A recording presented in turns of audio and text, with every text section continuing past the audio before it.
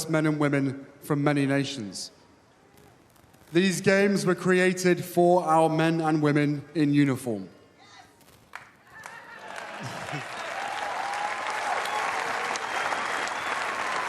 Designed around their talents and their needs, and built not just for them, but also for the friends and families that have supported their recoveries and had their lives changed forever.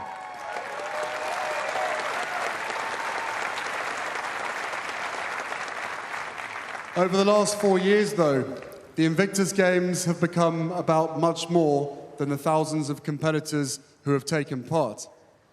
Invictus has become about the example of service and dedication our competitors have provided to the world. Our Invictus family has turned these games into a symbol of strength, honor, and optimism for a new generation. In a few weeks' time, you will honor the memory of the generation that fought the First World War, including the sacrifices of the Anzacs, whose ethos and heroic actions helped forge the character of this great country.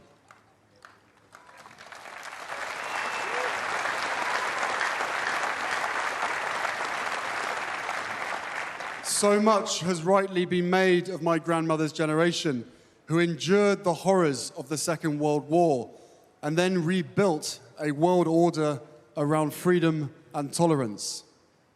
The legendary bravery and resilience of the Aussie digger to this day commands respect and admiration.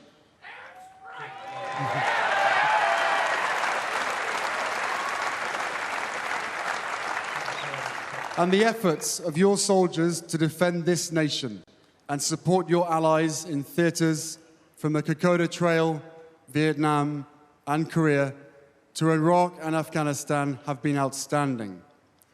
The values that define this country's services, courage, endurance, mateship, sacrifice, are all an example to all. But if we're being honest, we know that in many nations, the place of our men and women in uniform became too often undervalued in the decades after the Second World War.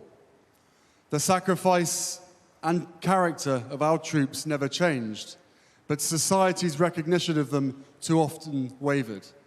But that has changed. A new generation, the Invictus generation, is defining what it means to serve, and we are all taking notice.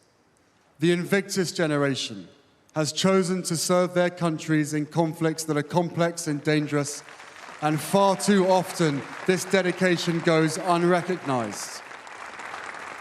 They have reminded us all what selfless duty really looks like.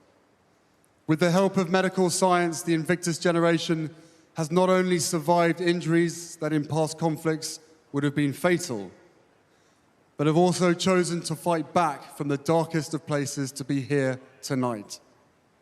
They have shown us the true meaning of resilience. When they have been open about their hidden emotional and mental wounds, the Invictus generation has shown us that in today's world, being tough means being honest about how we feel both inside and out.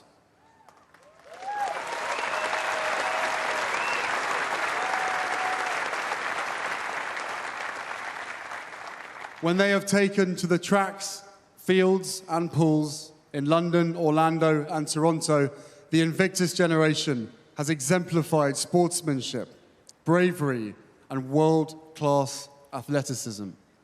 They have shown us all that the most difficult challenges can be overcome. When the families and friends of our competitors have lifted them up, overseen their recoveries, and cheered them across the finish lines, the Invictus generation has redefined what shared sacrifice means.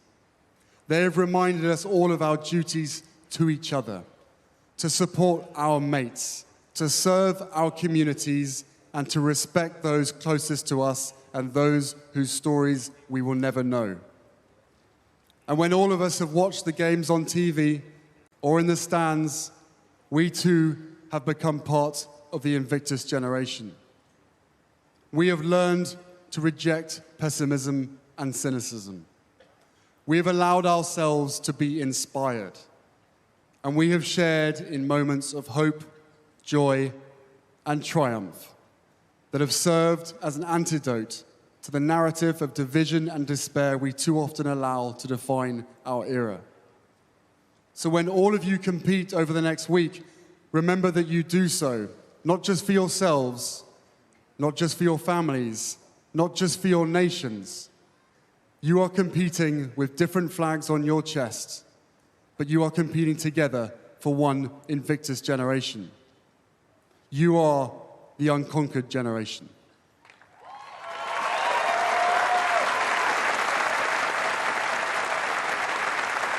You are the optimistic generation. You are the new generation of service, and you are the role models to us all. And you are going to put on one hell of a show over the next week.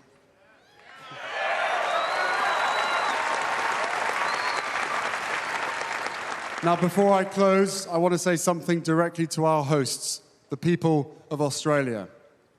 First of all, thank you for the welcome you have given Megan and I over the last few days.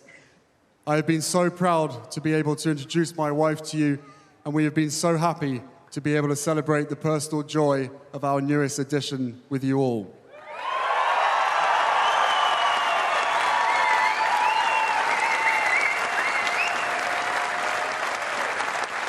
But now, I have a mission for all of you Aussies, and it's not how many shrimps you can put on the barbie.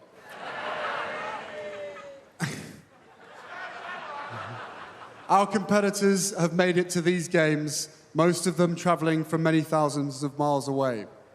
It's your job to cheer them on and share their stories.